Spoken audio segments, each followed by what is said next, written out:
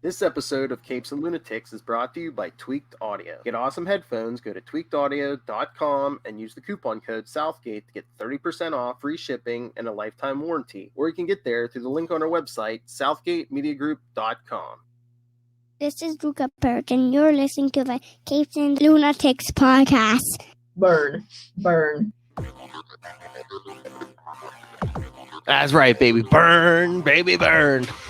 We're back. Another week. The Nightwing news. I am Phil. Joining me as always is... I'm Kristen. Hello. And we're back with some more Chuck Dixon Nightwing issues from 1996, right? No, 97. 97. Yes, because we're covering right along. We're covering 8, 10, and 11 from May, July, and August of 1997.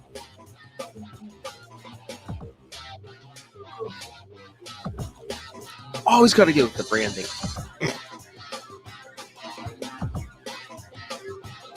Oh, you're fixing your TV. I'm all about the branding these days.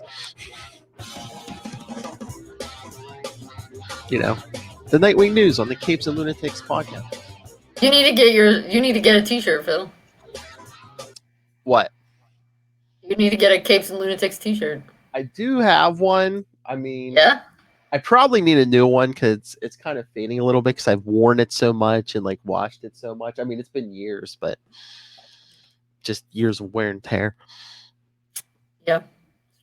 Have to upgrade. Mm-hmm. Upgrade. You're it. So again, I don't think no new news. No, I mean maybe not this Wednesday, but next Wednesday there'll be a new Nightwing. Yes, I believe yes. Next week, I think. Yeah, it's been a while. Yeah, it has. You're right. It has. Oh, and I mean, not Nightwing related, but Bat related. I'll have to let me double check. I think is it this Wednesday? Let me check Diamond, but I believe again, if it's not this week, it's next week. Also, the Catwoman 80th anniversary issue's coming out finally. Oh yeah, maybe. Yeah, you're right. All right, I'm on Diamond. Let's see. The week of June 3rd, we've got Action Comics, Aquaman. Oh, that's weird. Like one or two of the DC things didn't show up on my store last time. So, I'll have to double check with my guy. But I mean, if you like Catwoman, I believe the regular issue's coming out this week. Catwoman 22, and then also the 100-page 80th anniversary special. I wonder if Robin will appear in any of those, or if it'll just be Catwoman and Batman. Or, I mean, how many Batman will appear in? I mean, they can tell Catwoman stories without Batman. They have in the past. I'm sure Batman will be in some of them at least, yeah. Well, yeah, definitely. I just think it'll be interesting if he's in all of them. Maybe yeah. Again, they have like, I guess, what is it? Maybe the different decade variant cover. Yeah, they do, yeah. Look, they even have a 66 cover. Yeah, I know. That's pretty jazzy. Pretty jazzy. But yeah, if these all get to the store this week, there's a Detective Comics. There's lots of Batman coming out. Yeah. Yep. They had Detective Comics. Let me look this up because I think. Oh, and then if Shazam comes out this week, there's a Batman guest appearance in Shazam this week too. So lots of Batman this week. Batman's busy. Oh yeah, they know what pushes units, right? Clearly. And then I think, like we said, I think Nightwing 71 is next week. Yeah, I think so. All right, should we dive into these issues?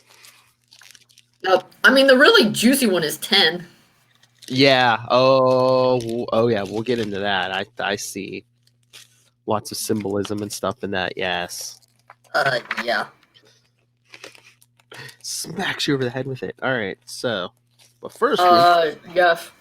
In 8, it's a little more of actual smacking in the head since this is where Blockbuster is revealed. Yes, Blockbuster is revealed to be the big power behind everything that's going on in Bloodhaven right now. Yep. And you do have some pretty good flips and stuff. That 2-page spread, Get yeah. out of the way. Mm-hmm. I mean, for those of you who don't know, Blockbuster is basically like the size of the Hulk. Maybe not as strong, but pretty close. And it used to be not well. There used to be an original Blockbuster. What was it? Mark Desmond, I believe. Mark Desmond. Mm-hmm. Yes, he died, and this is his brother Roland, who after Underworld Unleashed made a deal with the devil Neuron to he was upgrading all the villains' bunch of villain powers in the Underworld Unleashed. So he gave Blockbuster an IQ enhancement, if you will. Oh, okay. Because I think he used to be like his brother, like, oh, I will smash you, So, but now he can. The original Blockbuster was not very smart. Yeah, I don't think this one was much brighter, but yeah, that's how they defeated him. So thanks to Neuron, he actually has an IQ now. Yeah, which makes him extra dangerous. So yeah, I was gonna say we didn't cover 7, but yeah, Dick basically figures out it's Blockbuster and then goes to confront him at his home. Well, because he doesn't realize.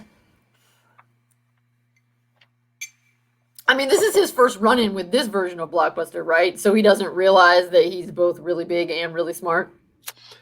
I mean, yeah, for all intents and purposes, this is his first appearance. But they later retconned. What was it? I think it was like the Grayson, one of the Grayson annuals where they did like a flashback. I think Batman and Robin, back when Dick was Robin, Batman and Robin were chasing down. I forget if it was this Blockbuster or the last one, but it's. Oh no, the original. I mean, Dick was around when the original Mark Desmond Blockbuster was in. Yeah, because it was. I thought they did like a retcon flashback where it's like, oh yeah, Superman helped us catch Blockbuster. Oh, maybe. Because I think Dick even threw out the line. It's like, oh, can you imagine if he had brains to match his brawn or something? Yeah, I think that was all in the original version. I think maybe they just reminded us of it after this, because of course it's 2 different brothers. The original one was Mark. Yes. And now this one's Roland. I don't know. I feel like issue 8 is actually mostly good for the art of Dick flipping around a lot. Like it's a very acrobatic issue. Oh yeah, because Blockbuster's trying to basically crush him, punch him, and he's throwing like a couch at him. Yeah, Dick's just dodging out of the way. Yeah. Your mentor, the Bat, has sent you here to claim Bloodhaven for your own. Yes. As though you were a prince, but you will never be a prince. Yeah, I feel like it's really a more important. I mean, it's important for introducing us to Blockbuster, but then it's a more important visual issue, just showing us how good he is at fighting and some of his developments. Because just like this page, like where he's jumping around and hit and run. I love that. Mm-hmm. Even hits Blockbuster with the taser. But yeah, gets Dick again. Because really, I felt like not a ton happens aside from, okay, we meet Blockbuster, but then it's also setting us up for some future things with that annoying dude. Well, okay, here's okay. What's your thoughts on this? Like, Blockbuster's choking Dick out, and he starts like, hallucinating Bruce. Basically, he's remembered Bruce telling him, sending him to Bloodhaven to find out where the 21 dead bodies came from, and it's like, I'm counting on you to find the killer. Don't fail me. Do you think Bruce said that? Don't fail me? I don't think so. No, I'm sure not. No, because we know what's Dick's greatest fear. A fear that I would think, honestly, many of us share. And I don't even think it's just failing Bruce. I think it's just failing everybody. Yeah.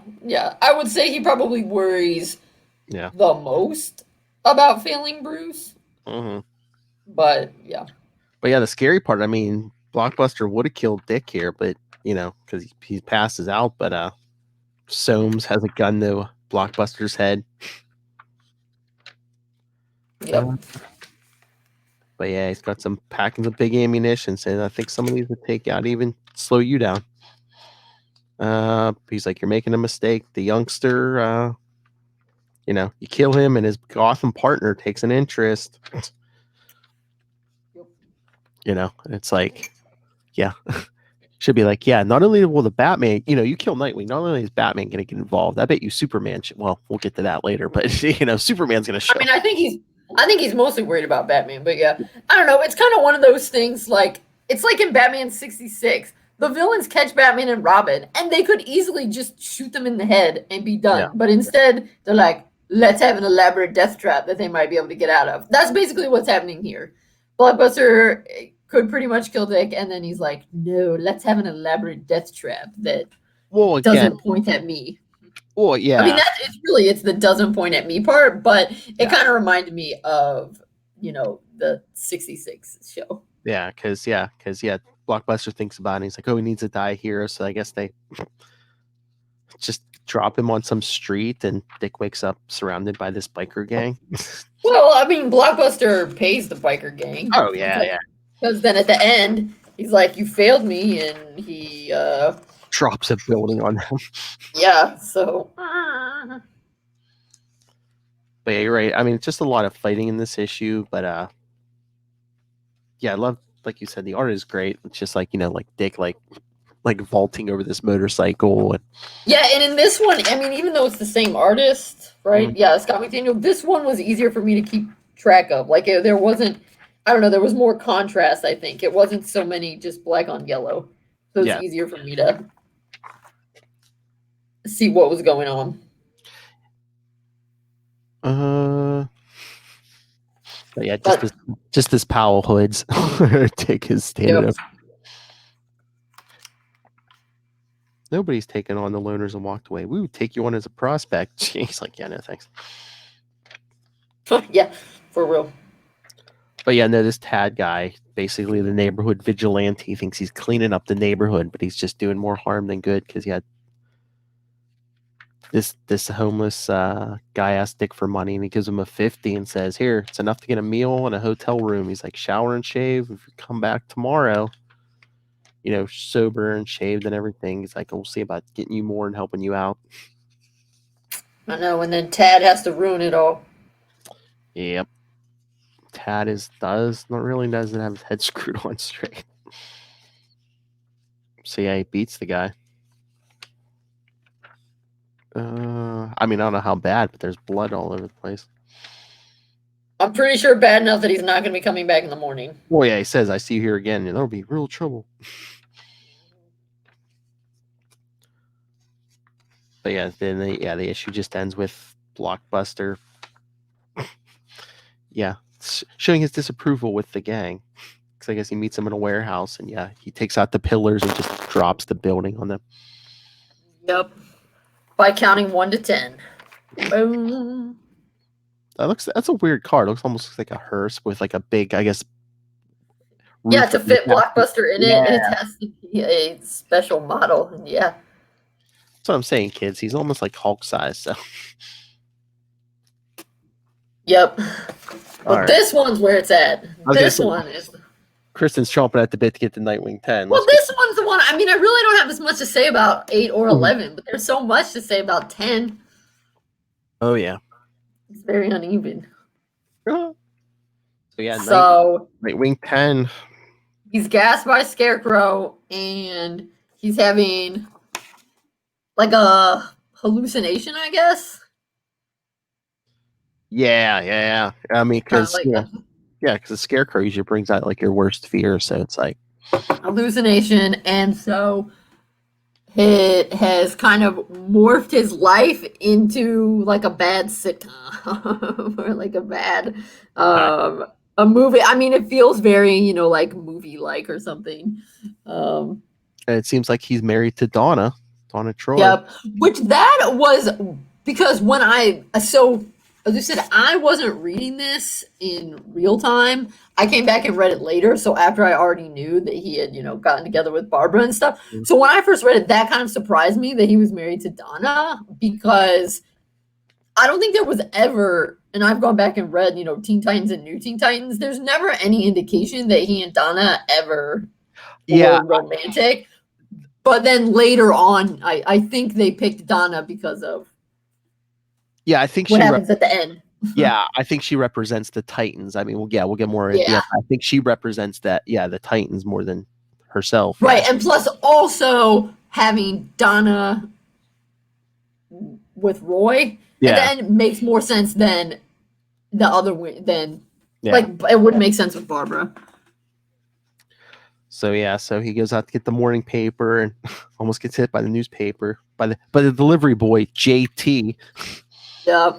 And then it turns out he lives next door to Bruce. So Bruce is crushing it, but pretty not as rich apparently as he is in real life. It's just because I mean, look at the nice house Bruce has, and Dick's house looks like it's falling apart.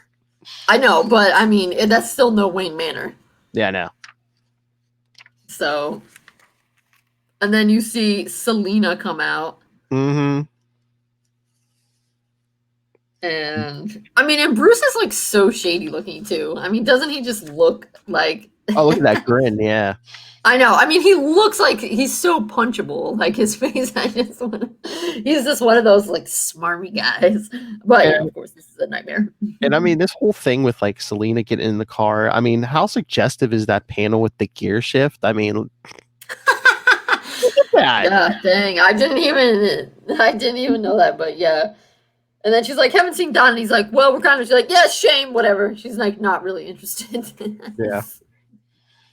Yeah, so Bruce goes to work, drop Selena off the club, and Dick goes back in the house. The kids. And then we find out they have some kids. Yep. And his kid's name is Skip, which, like, no. Dick would never really name his kid Skip. That's a terrible name. Did you see Mr. Wayne's new car? It's so cool. Mm-hmm. But yeah, then you see a shadowy figure saying, what are you afraid of? Trying to figure out his fear. Yep. So I guess this is your stop. Okay, then he goes to some random wherever like computer place he works, and of course this part I really find interesting. So for starters, his boss's name is Mr. Kerr. You know his first name's Joe. Oh yeah. I mean Joe Kerr, and then he's like, "Hey, can you show the ropes to this new guy, John Paul Valley?" Because yeah, of course.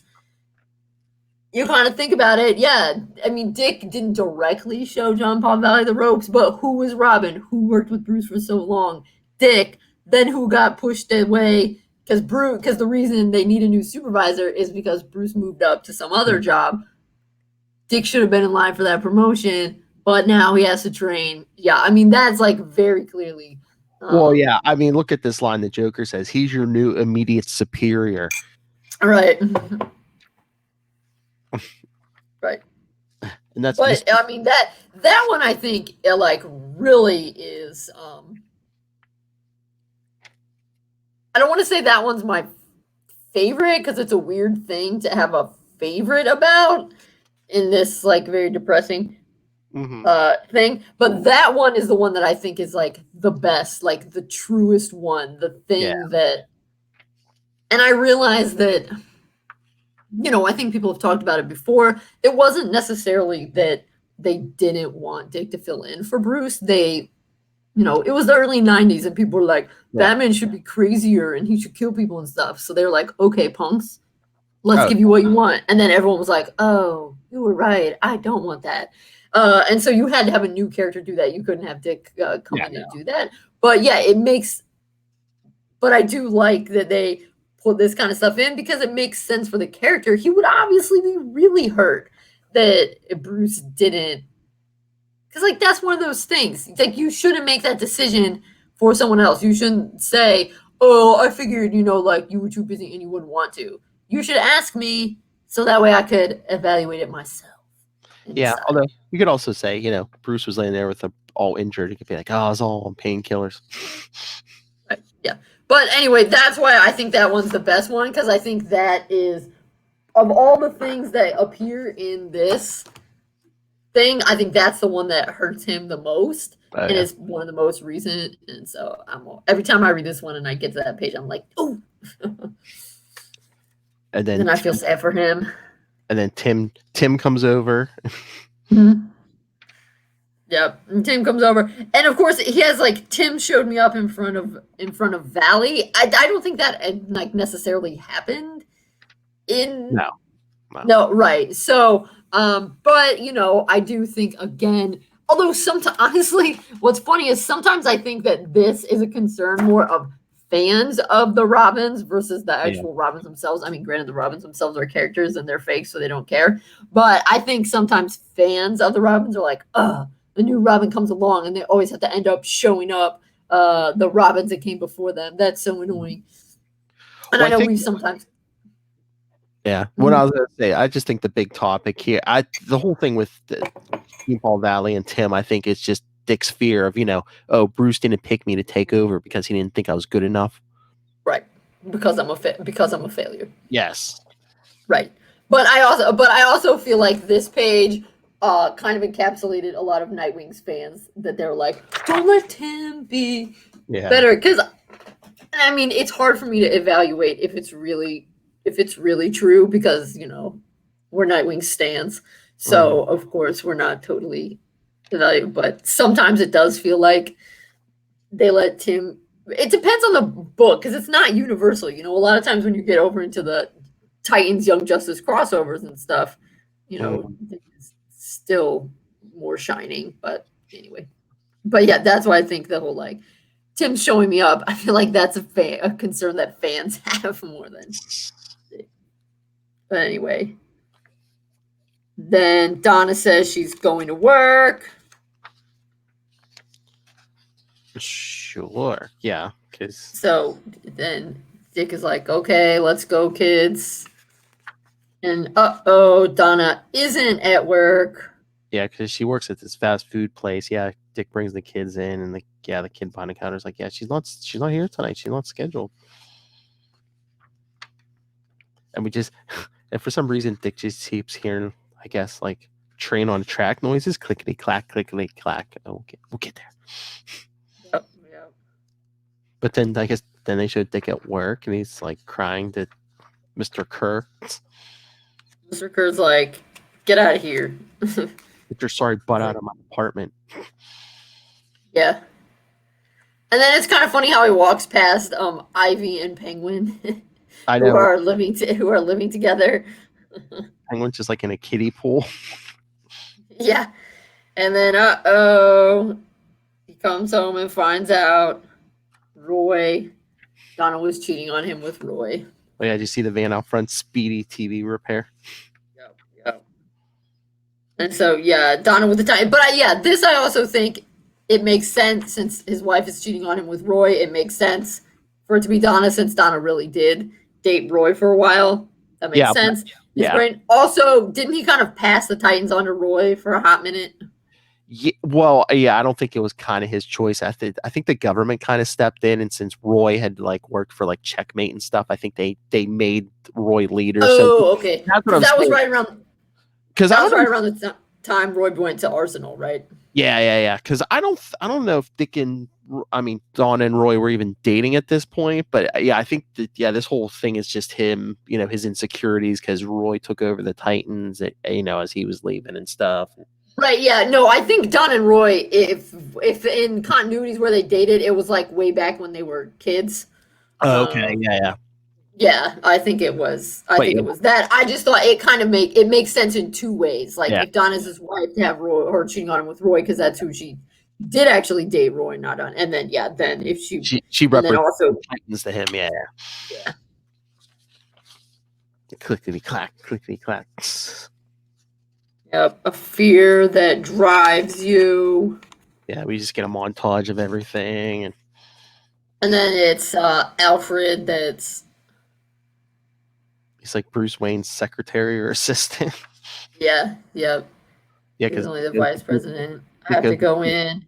Dick goes to see Bruce Wayne, and Bruce, I need help.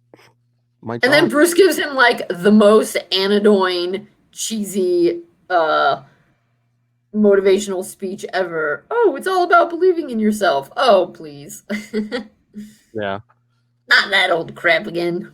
Then Bruce says, let me demonstrate. Alfred, send Skippy in. And Skippy, his random kid. He's like, what's Skip here mean to you? Well, he's my son, my first child. I'd do anything for him. Bruce says, prove it, and throws Skippy through the window, out the window. Yep. Only you can save him, Dick. Yeah, Bruce pushes him off out the window too. You never know. But somehow Dick doesn't die. Well, it's a dream, but yeah. Well, yes, but Skippy dies in the dream. Yeah. Skippy, of course, also isn't real. But meanwhile, the paper boy's down there. Looks like you blew it, Mr. Brain. What does that stand for? Jason Todd, and he's a skeleton. And then Dick's That's right.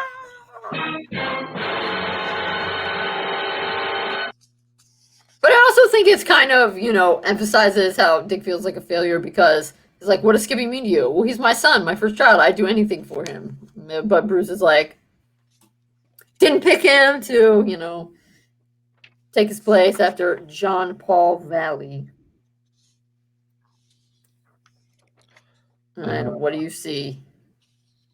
Well, I just wonder if, like the kid thing, and even Jason shows up. It's just Dick, Jason already died. Is this just like his insecurities? Like, oh, what if something happens to Tim and I'm not there or something? Well, and I think Jason pops up because he feels like he failed Jason. Oh yeah, even though he was nowhere, Right. I don't think he was even on Earth at the time. No, yeah, he was off. He was off planet. But I mean, unless he thinks he should argue with Bruce harder, but you couldn't handle a 19-year-old getting shot, so you drafted a 13-year-old. So. Yeah, but he drafted Dick when he was like 8, so. Wah, wah, wah. So yes, we see. Yeah, and it is revealed, which we kind of suspected all along because we know these things aren't true. That Scarecrow's involved, and then it's revealed the clackety clack. They're on a train line. Yeah, he has them right on the train tracks. Like, come on, baby, tell the Scarecrow gets under the skin of big bad Nightwing, and he's like, "What do you see? I see you Crane in a tiny cell in Arkham for the rest of your life." Dun dun. Yeah. To be continued. Oh, he gets mad. That was good. Yeah. What? That one's a good one. That's a really good one. Stuff. And then we get on to 11, which kind of ties it up, but almost kind of doesn't. I mean, because the Scarecrow's not that involved in it. It kind of, because... Well, it's like Soames grabs the Scarecrow now. Well, it's okay, so they must have contracted with the Scarecrow to get Nightwing, right? And then Nightwing ties him up. Oh, yeah, I think, what was it? Soames, I think, hired, Yeah, and then Soames comes in. Yeah, Blockbuster's like, take care of it, so Soames hired Scarecrow, and Scarecrow failed. Right, and so then he leaves him there. Apartment, yeah. Got more Dick running through. Oh, is a too, yeah, because he says he made me talk. Dick put a sign on Scarecrow, be very afraid. Yeah, so he knows. Told him everything. Up. Then he goes home, and then he's trying to be quiet, but he's tired and messed up. And way to go, Ninja Master! He hits the table and knocks. I guess it's books he knocks over. Is that books? I don't know. DC Talk, is that a CD?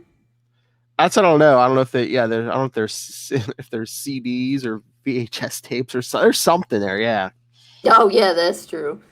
DC Talk might be a CD. I feel like that might be a band, but then The Guardian or something, that could be a book or a movie. I don't know. But also, I just love this because it looks like Dick is wearing little white slippers in there. Oh, yeah. Yeah, because Clancy's at the door, and he's like, he's still fighting off the gas. So somehow he manages to take his costume. Well, this is a pretty good scene. He manages to both take his costume off and grab his sheet simultaneously. Yeah, because he's like, the bed hasn't been slept in. He's like, yeah. As he's acrobatic. As he's pitching his boots and stuff into the closet. Yep. Boom. Yeah, Clancy's like, I got cranberry muffins. Love them, don't you? And he's like, yeah, I love them. Thinking, yuck. I don't know, cranberry muffins sound pretty good. Mm-hmm. But obviously Dick doesn't like them. But yeah, Soames goes to Redhorn, tells him what happened. And so Redhorn's like, I can't help you. You're on your own. I'll give you a 12-hour head start. Maybe I owe you that much. I have to cover myself if that masked whack job takes you down. And Dick's freaking out. And somehow it seems like his bed has ended up in his kitchen. I guess he has an open floor plan, but yeah. I guess. Or the apartment's really, really tiny. But yeah, Clancy's going to make him some tea, but he's hallucinating. All of a sudden, he sees Two-Face shooting at him. I'm sorry. 2 shots. Okay. So then she leaves him alone. Well, Somehow we got clothes on. Well, she's like, you're burning up with, you got a fever. And he's like, I don't feel good. She's like, you lie down and sleep, and I'll check on you later. He's thinking, yeah, it's the residual effect of the scarecrow gas. He has hoping he can sleep it off. Yep. So but then, then Soames meets up, kills some of Blockbuster's dudes. Yep, because they're like, he thought I was gonna meet with Mr. Desmond himself. They're like, yeah, he's preoccupied with other problems. I'm a problem though. Yep. So yeah, big shootout, and Soames kills the 3 guys. Then Clancy comes back to check on Dick, but he's gone. Dick's back to check on Scarecrow. Yeah, because he's tied up in front of the TV. You seem testy, Dr. Crane. I've been the captive of 10 hours of daytime television. Yeah, not funny. Probably a lot of bad commercials. Dick slips away, but who is that? Well, yeah, because the cops. Those are Redhorn and his cops, right? Yeah, because as they're busting in, Dick dives out the window. I love this. He's like thinking Crane's going to take the long way back to Arkham. Yep. And then Soames doesn't have the arms of the law wrapped around him now, so he has to go back to Roland Desmond. And here we see, I assume we kind of got some of this piece together in other issues, but he says he's done some detective work. There's only one place to meet Blockbuster where he's at a disadvantage: St. Anthony's Home for the Aged, which is, we find out, where Roland's mother is living now, and she is very old. Oh yeah, she's in a wheelchair and everything. Yeah, although she's smoking like a fiend though. I know, it's like coming out her nostrils and like all looping around her and stuff. At first I thought it was some kind of extra veil, but yeah, now I see that, yeah, it's all this smoke. She's like breathing like a dragon. Yeah. But I thought that was some good detective work, that he knows that this is where. Yeah, Soames says Blockbuster gunpoint, and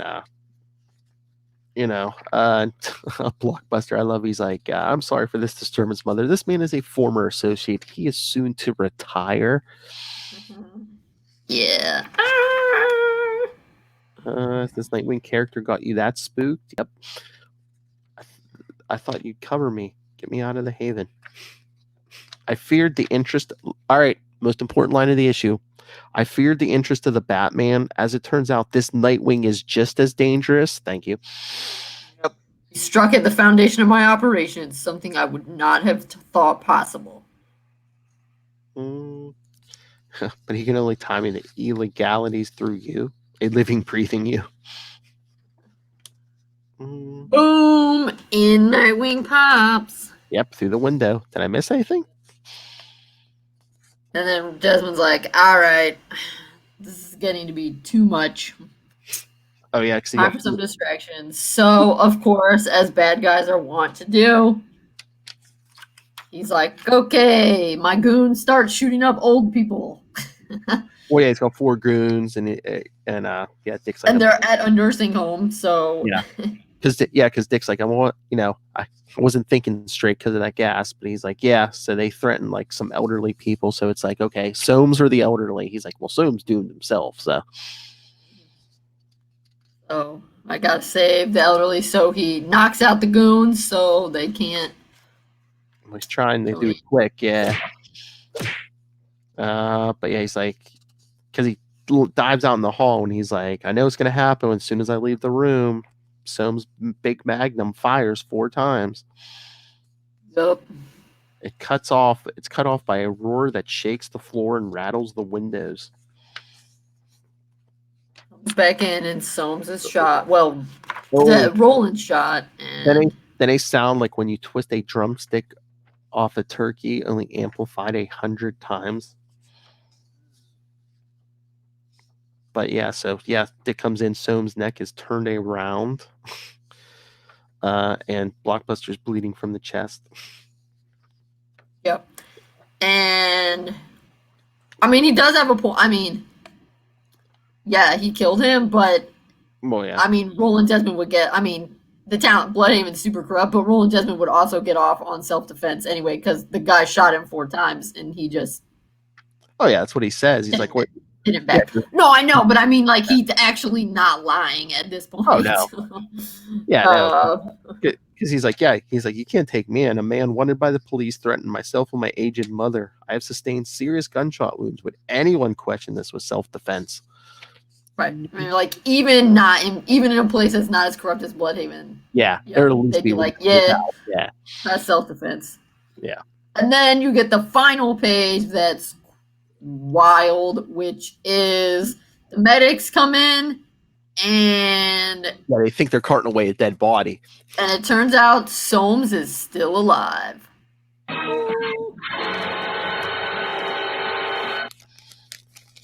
And that's the end. They leave you in suspense. Oh, yeah. Crazy. Yeah, and you know it was on the back. Do you have this advertisement on the back of your number 11? Oh, yeah. Oh, yeah, because I have the original one too. Batman and Robin, yes. Yeah. Man. The worst of the Batman movies ever, yes. Yeah, that one was not great. Again, like a 30-year-old orphan Dick Grayson, yeah. I know, I mean, yeah, wasn't he supposed to be 18 or something? But yeah, Chris O'Donnell looked. I don't think Chris O'Donnell looks kind of old for his age. Yeah, I mean, even back then, it's just like in the movie before. I'm gonna look up when Chris O'Donnell was born. Hold up. Yeah, in Batman Forever, he was like, it's like, oh, you know, Bruce Wayne will take you. And I'm like, why? He's like 30. Why? Okay, Chris O'Donnell was born in 1970. So in 1997, June 26th. So yeah, Chris O'Donnell was like 26 or 27. I was gonna say he was born in 1970. He's like 8 years older than me, and I know in 97 I was like 19. So yeah.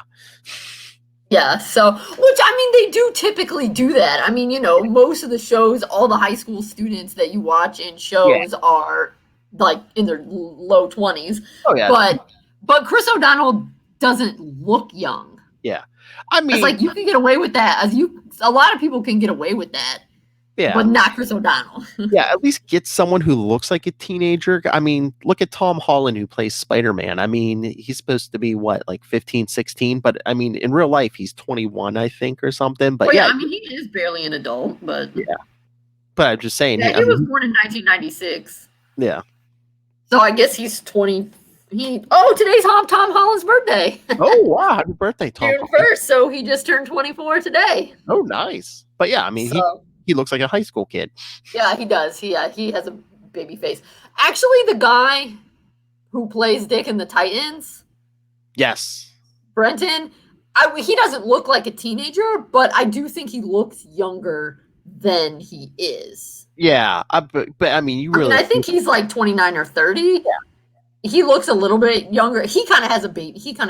Face. I mean, you don't need him to look too young either, because I mean, Dick was working as a cop, so it's No, I know, but I think that he certainly looks. When you look at him, I mean, I think that like Dick and Hank are supposed to be very close in age, but the guy who plays Hank is number one older than that guy. But Hank, the character, also looks much older. Yes. They age him up a little, but he has kind of a baby face a little bit. I'm just saying, don't say, oh, you have to take this kid in. Meanwhile, he looks like he's 30. Right, yeah. That's one thing they always get. Ugh. I know. I mean, I think the movies have gotten better with that. Well, at least some movies have gotten better with that, but yeah. Well, the thing they have to do is they have to find the right actor, but then they don't need I mean, they're so obsessed with origin stories, but it's like we don't need every movie to be an origin story. Well, yeah. Like we know. I mean, that was one of the things that honestly the Batman TV show kind of did right. Was they just jumped in. It was like it's Batman and Robin. You know what's up. They fight crime. Boom. I mean, it's only like once in the whole series Batman mentions his parents. Boy, I think isn't it like the first episode or something? It's in the first episode. Yeah, he's like, this is why I give back to the city, because he's talking to Commissioner Gordon as Bruce Wayne. He's like, because my parents were cruelly murdered. But like, they never explain why Dick is his ward. It's just like, oh yeah, and there's this random ward that I have. Like, they never mention. I mean, obviously you can put it together. Dick must not have parents and be somebody else's ward, but they're never like, my youthful ward, his parents were also cruelly murdered, and that's why I took him in. They're just like, surely you know, and if you don't know, it's because you're a kid, and you can look at your parents and be like, Mommy and Daddy, why does that teenager live with Batman? And they'll be like, his parents are dead. But I mean, he is just, he taking Dick and his aunt. Right, yeah. I mean, that was weird, but another thing. Again, that was the age. It was like, oh, we can't just have all these guys living in the house together, you know. I know, because it makes it stupid. I'm like, well, if Dick has an aunt, then why doesn't she take him in? Like, why do we need Bruce Wayne? It would have made slightly more sense, I think, if Aunt Harriet had been Bruce Wayne's aunt. Maybe, yeah. Because then... But then there's the whole thing after his parents. Well, they really didn't go into that. But I was going to say after. Yeah, they never. Well, but that would have worked because at that point, I mean, this is the '60s. At that point in time, Bruce hadn't been raised by Alfred. Or just throw out some kind of line where it's like Aunt Harriet and Dick were like, after his parents were killed, they were just like living in poverty or something, and Bruce Wayne took them in or something. Something. Yeah. Yeah, it just was like. Clearly, they didn't think it through. They just threw some random woman in. Oh, yeah. Again, they had to have a woman living in the house, yeah. I mean, they kind of did the same thing in the comics when they had Alfred die. Then Aunt Harriet randomly shows up, and she's like, I'm your Aunt Harriet. And they're like, what? Hey, timing. Yeah, where were you, 5 years ago when Dick was first orphaned? And it's, I feel like that's one of those things that people are more nitpicky about this kind of stuff now because, it's like such an intense fan. It's become, more of like a narrower fan thing who read the comics and we're like, that doesn't really make sense. Well, I mean, people like have stuff explained in the shows back then. They're just like, yeah, it's thrown whatever. But, and two, I think people some of us, I think it's better when they stick closer to the source material. Right, but I'm saying even sometimes the comics, I mean, Aunt Harriet came from the comics and they just were like, yeah, we're just going to throw this random woman in.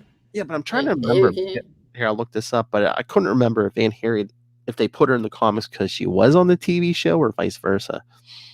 Oh, I don't know, but I know in the comics the reason she appeared was because Alfred died and she was like, I'm going to be your Alfred. Which makes sense because, Bruce Wayne apparently, he needs someone to cook for him or whatever. But it's just like, why is she suddenly Dick's aunt popping up? Like, where did you come from, lady? Oh, okay. She did appear in the comics first because, she first appeared in Detective Comics 328 from June 1964. Yeah. So that was when Alfred was off being the outsider. Yeah, and the show started in 66, right? So, yeah. But whatever. It's a nitpick. It doesn't really matter. Yeah, I know. I just think it would have made more sense for Aunt Harriet to be Bruce's aunt, and even to be Bruce's like great aunt or something. Like she's not his mother or father's sister. She's like one of his grandparents' sister or something. You know what might have made a little bit of sense if like she wasn't even related to them, but she was just like, even if she didn't live there, if she was just like almost like a Leslie Tompkins, but it's like, I have to come in periodically to check to make sure you're raising this boy, like social, almost like a social worker. Like a social worker? Yeah. Oh man, maybe that would have been funny. Well, that's why I said if she was more like a great aunt instead of an aunt, like it would make sense for her to be like, oh, I didn't really know you existed. And then I heard that you were, off living on your own. Yeah. And I thought, oh no, Aunt Harriet, you should come live with me. Yeah, she was like living in Europe or something, and I just found out your parents died years ago. Although who knows, maybe she's like Dick's great aunt or something, because she's kind of old. So she's clearly, whatevs. Neither here nor there. But yeah, she made her final appearance as an ongoing character in Detective 380 from 1968, and her final appearance ever was in Batman Family #4. Oh yeah, that's right. That's when Dick and he takes his girlfriend. They go for Christmas. They meet up with the fam for Christmas. The And Harriet's standing there where they're all singing carols. The 1975 Christmas holidays. Yep. Yeah, and then that was her final appearance ever. Yes, she's gone from existence. Although it was the 70s, I mean, I know Denny O'Neil and he was retooling Batman and everything. So yeah. So I saw. So you must have seen this probably on the. I saw you posted the DC Universe article that said you should binge Grayson. So did you also see the DC Universe article where they were like, we rank all the orphans that Bruce has taken in? No, I don't think I saw that. Oh, you didn't see that one? Oh, well. So Dick only ranked number 3. What? Well, Cassandra was number 2, and then because these lists are like kind of a joke. The first one was this kid named Lance Bruner that Bruce adopts for a hot second in one Brave and the Bold. That's Batman with the Teen Titans. And I have a copy of it. Lance Bruner is this total douchebag that basically his parents die and he's like willed to Bruce. And he's just like a total pain in the butt who's, stealing Bruce's money and damaging Bruce's car, and Dick tries to cover for him. And then, Lance figures out, Lance is somehow involved with the oil company execs that are the enemies, in it, and he goes to help them out, and he figures out that Bruce and Dick are Batman and Robin, or Bruce is Batman, and so he jumps in to save Batman, and he gets killed. He only lasts one issue. Then he dies. And then he's never talked about again. Never. But yeah, it was a funny article, and I was waiting for that kid to come up because I have that article I have that issue because it kind of cracks me up. Actually, it might be in the Bronze Age Robin omnibus too. I'd have to double check, but it was funny. But yeah, I mean, it's definitely kind of a jokey article because, I mean, they always do this on the stuff on DC Comics. They're like, Tim is probably the best detective out of the Robins, which I would say by now he is. And they're like, and he's one of the top geniuses in DC. Okay. But then for Dick's positives, they were like, he's really hot. I was like, come on, he's more than just really hot. He has a brain. But I mean, it's kind of supposed to be a joke because they list Jason's bad things that he does. Well, one of Tim's cons was his secret identity now is Drake, which is not really a good secret identity. I did see that article. I did see an article. They're like, they're like, Tim Drake deserves a better identity than Drake. Yeah, definitely. So anyway, but it was funny. But that all just a roundabout way to say that happened to be one of the articles when I was looking through the feed. It was right next to the You Should Binge Grayson one. But that gets me to, I would put Dick as the first. But I mean, they're just ranking the orphan. I mean, they're just making up whatever they're. I mean, I don't know, what are they ranking them on? Coolest, most awesome. I mean, they didn't even really say. But I would say you need Dick, at least in one regard, to be the number one orphan. Obviously, his chronologically, because I will always maintain Bruce would not have adopted any of the other kids if he did not adopt Dick. And it isn't just because obviously he has to adopt someone first. I think it's important in the Batman mythos to make sense in a character way that the first kid he adopts is a kid who has a tragedy that very closely mirrors what happened to him. I think that's why. Because that's really why he does it. And then once you've adopted that first one, then that kind of opens Bruce up more to adopting the other ones. Yes, maybe Jason could have been the first if you went with Jason's original origin story, which was Jason 1.0, which was just a ripoff of Dick's origin story. But once you have Jason being, the kid who, stole Batmobile tires kind of thing, that's not similar enough to Bruce's. I mean, Bruce has come across hundreds of kids like that. that I feel like if he hadn't already have adopted a kid, I don't know if that would have been enough. Yeah. That's my thought. So that's just why I mean, also, obviously, we're Dick Grayson fans, so he's always number one for us. I mean, unless the list is like, who are the worst people, and then he's not number one, then he's the opposite. How dare they? No one's made a list like that. I'm just saying. Oh, I know. But that's always my thought, that I don't know, Bruce's first adoption needed to be a kid whose experience very closely mirrored his own. Otherwise, I don't think he would have busted out of his shell and adopted. Oh, yeah. And that's that. All right. All right, Phil, what's up next week? Oh, next week we got Nightwing 13 through 15. Daddy comes to town. Oh. Mm-hmm. Exciting. And also annual number 1. Oh. The marriage. One of those ill-fated weddings. Oh, I did, speaking of, because Devin Grayson writes annual number 1, I did email her a few weeks back. I guess we're only going to get one bite at the apple. So she said to let her know when we're discussing Nightwing 93. So we might have her for because she said she likes to discuss that one. So. All right, I can see why. It was kind of a polarizing issue. Controversial, yes. But yes, next week, Nightwing 13 through 15 and annual number 1. And then in 2 weeks, Flash plus Nightwing number 1 and Nightwing 19. All right, awesome. Oh, and then in 3 weeks, I know, so good. In 3 weeks, Nightwing Huntress miniseries, the 4-issue miniseries. And Nightwing 24.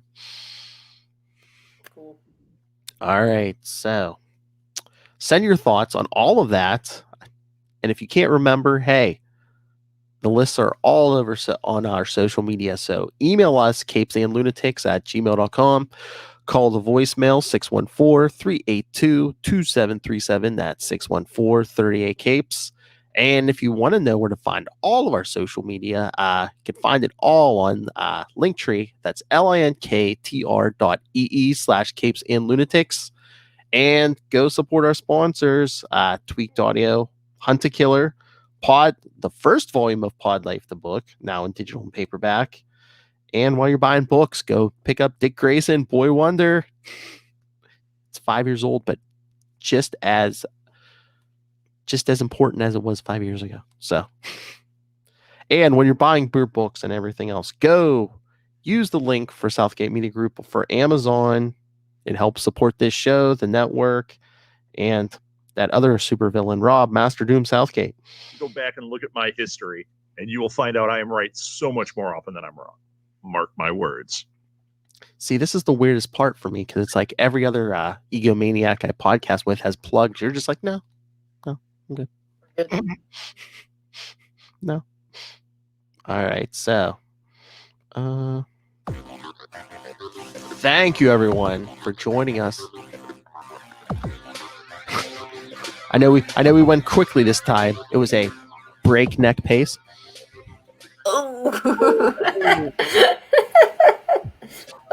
Grown. Yes, we will be seeing Soames again. I don't think yet, but we will see Soames again. Of course, he's not dead yet. Hopefully we entertained you and this wasn't a bad dream.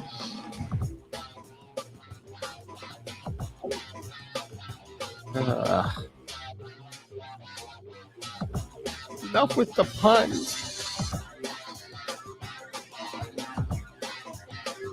Yeah, lots of good stuff coming up. But until then, join us next time. Same wing time. Same wing channel.